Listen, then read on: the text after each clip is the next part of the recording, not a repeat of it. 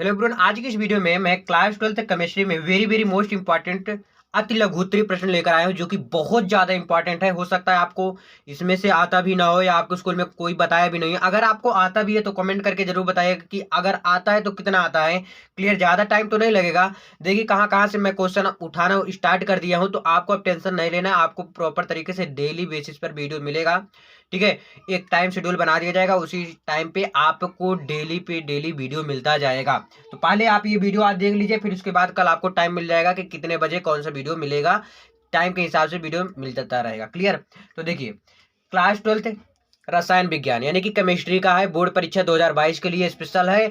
99% exam में आएगा, ये आप कंफर्म समझ के चलिए, क्योंकि जो भी क्वेश्चन उठाया हूँ कहाँ कहाँ से उठाया हूँ, very very most important question उठाया हूँ। अति लघुत्तरीय प्रश्न है और अनसॉल्व पेपर से भी उठाया हूँ। तो जो को बोलते हैं कि भैया अनसॉल्व पेपर कब से कराओगे, तो भैया अगर ये आप कर ले रहे हो ना तो अनसॉल्व पेपर करने की कोई आवश्यकता नहीं, अब वैसे ही आप अनसॉल्व पेपर कर लेंगे। क्लियर।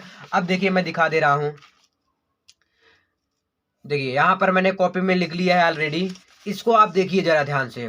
देखिए क्लास 12th केमिस्ट्री 99% एग्जाम में आएगा, बोर्ड परीक्षा 2022। क्लियर। इलेक्ट्रोड रासायनिक श्रेणी क्या है, देखिए कब कब पूछा गया है, इसके 4 प्रमुख लक्षण बताइए। तो दो भी लिख देंगे तब भी कोई दिक्कत नहीं है, 4 लिख देंगे तब भी कोई दिक्कत नहीं है। दो भी लक्षण लिखने के लिए आता है तो 2 नंबर में आएगा, तो 2 ही लक्षण लिखने के आएगा, तो मैं 2 ही बता रहा हूं। अगर आप इसमें और इंक्लूड करना चाहें तो कर सकते हैं। क्लियर। देखिए इलेक्ट्रोड रासायनिक श्रेणी आप बताइएगा। मैं 4 क्वेश्चन आज बताने वाला हूँ कि आपके एग्जाम में या आपके स्कूल में ट्यूशन में कहीं भी बताया गया या नहीं बताया गया। जितने क्वेश्चन आते हैं आप कमेंट करके जरूर बताइएगा। क्लियर। इलेक्ट्रोड रासायनिक श्रेणी क्या है, इसके 4 प्रमुख लक्षण। देखिए धातुओं को उनके मानक इलेक्ट्रोड विभव के बढ़ते क्रम में रखने पर एक श्रेणी प्राप्त होती है, जिसे विद्युत रासायनिक श्रेणी प्राप्त कहते हैं। जैसे एक श्रेणी प्राप्त होती है, बढ़ते क्रम में रखते हैं, जैसे 1 2 3 4, ये अपनी तरफ से मैं एग्जाम्पल बता रहा हूं। तो इस तरह रखते हैं, एक एक क्रम क्या होता है, बढ़ते चला जाता है। ऊपर जैसे सीढ़ी पे आप चढ़ते हो ना, टक टक टक टक, तो ऊपर ही आप चढ़ते हो ना, जब नीचे उतरते हो तब कम होता है, लेकिन जब ऊपर आप चढ़ते हो, देखिए ऊपर ही चढ़ रहे हो ना, एक एक क्रम। क्लियर। अब देखिए यहाँ पर 1 है 2 है तो सीढ़ी थोड़ा कम बेटर बढ़ेगा। अगर देखें अंक तो 1 2 3 4 5, यानी कि इसको बढ़ते क्रम में मैं बढ़ते हुए चला जा रहा हूँ, घटते क्रम में नहीं, बढ़ते क्रम में। अगर किसी भी श्रेणी को रखा जाए, किसी भी विभव के श्रेणी को रख दिया जाए बढ़ते क्रम में, तो उसे हम विद्युत रासायनिक श्रेणी कहते हैं। समझ में आ गया कि नहीं। विद्युत रासायनिक श्रेणी किसे कहते हैं, धातुओं को उनके बढ़ते हुए क्रम में रखने पर जो श्रेणी प्राप्त होती है उसे विद्युत रासायनिक श्रेणी कहते हैं। तो आप पहला ही ऐसे लक्षण लिख सकते हैं कि इसको हमेशा बढ़ते क्रम में रखते हैं, पहला लक्षण यही लिख सकते हो। देखिए और क्या लिख सकते हो, विद्युत रासायनिक श्रेणी में धातु की सक्रियता ऊपर से नीचे की ओर घटती है।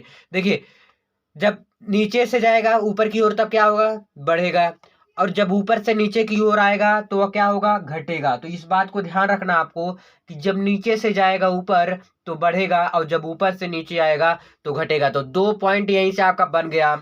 विद्युत रासायनिक श्रेणी में धातुओं की धन विद्युतीय लक्षण ऊपर से नीचे की ओर घटता है, यानी कि धन विद्युतीय लक्षण ऊपर रहेगा, फिर उसके धीरे धीरे क्या हो जाता है, घटता रहेगा। वही क्या होता है, इसके लक्षण है, पहचानने का लक्षण है। क्लियर। तो ऐसे आप बना के लिख दीजिएगा। और अगला है कोलराउस का नियम। किसका नियम, कोलराउस का नियम। दूसरा क्वेश्चन, किसी विद्युत अपघट्ट की अनंत तन्यता, अनंत यानी क्या होता है, इनफाइनाइट। क्लियर, क्या इनफाइनाइट अनंत तन्यता पर मोलर चालकता धनायन तथा ऋणायनों के आयनिक के चालकताओं के बराबर होता है। यानी क्या कह रहा है, किसी विद्युत अपघट्ट, कोई विद्युत अपघट्ट है, उसकी अनंत तन्यता, अनंत तन्यता यानी कि इनफाइनाइट पर मोलर चालकता धनायन तथा ऋणायन, यानी कि एक बार धनायन होता है तो lambda m infinite equal to क्या कह रहा है, एक बार धनायन, यानी कि विभव एक बार धनायन होगा, फिर एक बार लेमडा इनफाइनाइट धनायन होगा, तो इसके योग की बराबर होता है ना।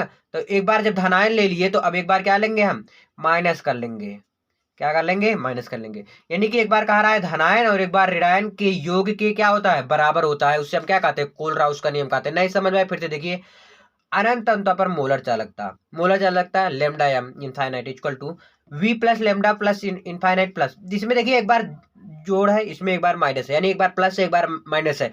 इसके योग के, योग कहाँ है, बीच में है। जरा ध्यान दीजिएगा भैया कि इसके योग, ये योग हो गया ना, इसके योग के बराबर होता है, उससे हम क्या कहते हैं, कोलराउस का नियम कहते हैं। क्या कहते हैं, कोलराउस का नियम कहते हैं। अब देख लेते हैं लेमडा प्लस इनफाइनाइट क्या है। जहां लेमडा प्लस इनफाइनाइट तथा लेमडा माइनस इनफाइनाइट क्रमशः धनायन और ऋणायनों के आयनिक चालकताओं तथा V+ एवं V- क्रमशः धनायनों और ऋणायनों की संख्याएं होती हैं। λ+ इनफाइनाइट और λ- इनफाइनाइट क्रमशः धनायन, एक बार क्या होगा धनायन होता है फिर ऋणायन होता है, वही चीज बताया इसमें आयनिक चालकताएं तथा V+ एवं V- क्रमशः धनायन और ऋणायनों की संख्याएं होती हैं। आई होप दूसरा क्वेश्चन समझ गए होंगे। क्लियर। चलिए थर्ड क्वेश्चन अगले पेज में देखिए। थर्ड क्वेश्चन है ब्राउनी गति।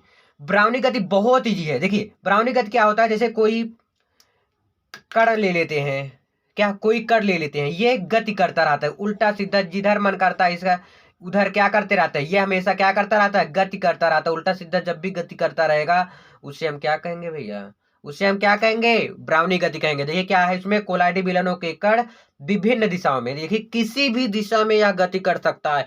अब ऐसे आप समझेंगे ब्राउनी गति, गति यहाँ जैसे आप देखेंगे क्योंकि भूल जाता है अक्सर ना, तो गति जैसे ही आप देखेंगे तो समझ जाना कि ये ब्राउनी गति है, तो यानी ब्राउनी गति तो लिखा ही रहेगा। तो ये टेढ़े मेढ़े गति करता है, इसका कुछ फिक्स नहीं रहता। देखिए कभी इधर गया फिर नीचे गया फिर इधर, मतलब कुछ पता है इधर घूम गया कब।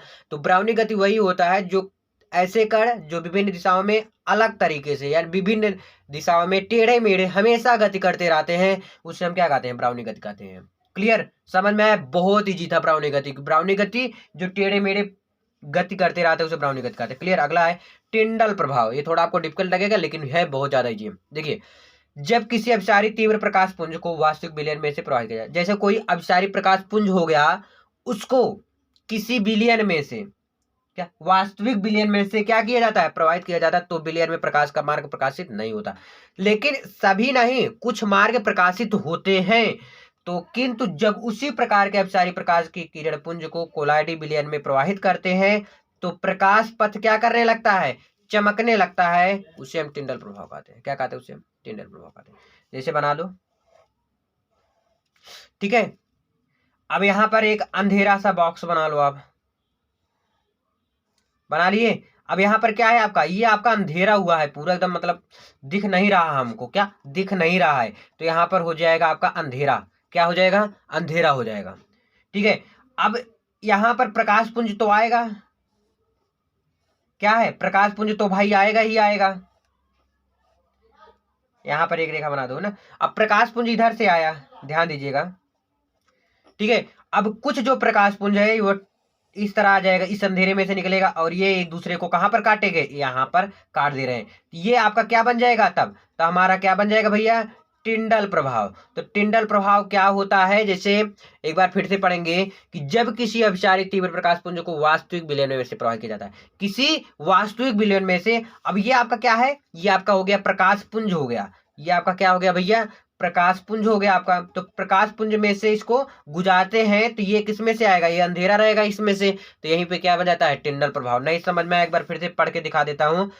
तो यहाँ पर प्रकाश पथ क्या होता है, यहाँ पर लास्ट में चमकने लगता है। देखिए क्या है, जब किसी अभिसारी तीव्र प्रकाश पुंज को वास्तविक विलयन में से प्रवाहित किया जाता है तो विलयन में प्रकाश का मार्ग प्रकाशित नहीं होता है। क्लियर।